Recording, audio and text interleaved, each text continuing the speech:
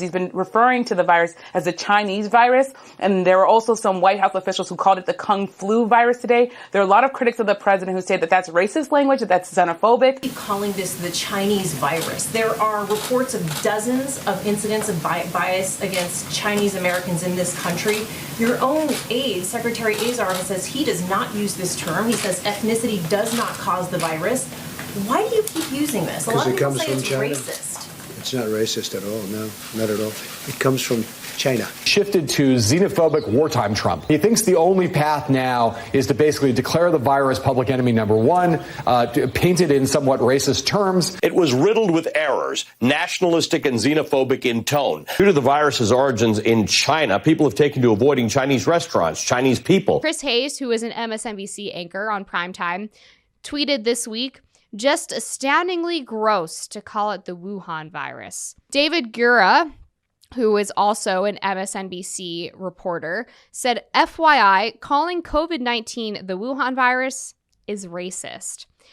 The World Health Organization and the international community are clearly opposed to stigmatization and linking the virus to specific countries and regions. We urge the U.S. to immediately correct its mistake and stop its unjustifiable accusations against China. The media has this weird, bizarre thing they like to do where they like to shill on behalf of the Chinese Communist Party. These are satellite images from the deserts of Western China.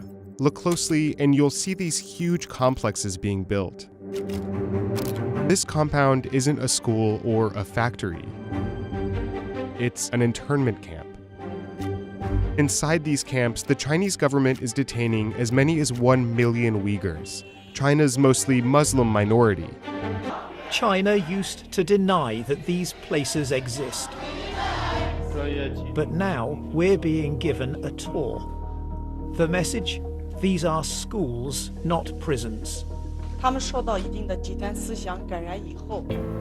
100 camps are thought to have been established in Western China, immense complexes within which, according to NGOs, there could be more than 1 million Uyghurs imprisoned. The Chinese authorities have transformed this region, 3 times the size of France, into a sprawling police state. One, it's not racist. China is not a race, it's a country. Number 2, this has nothing to do with the Chinese people. Nothing.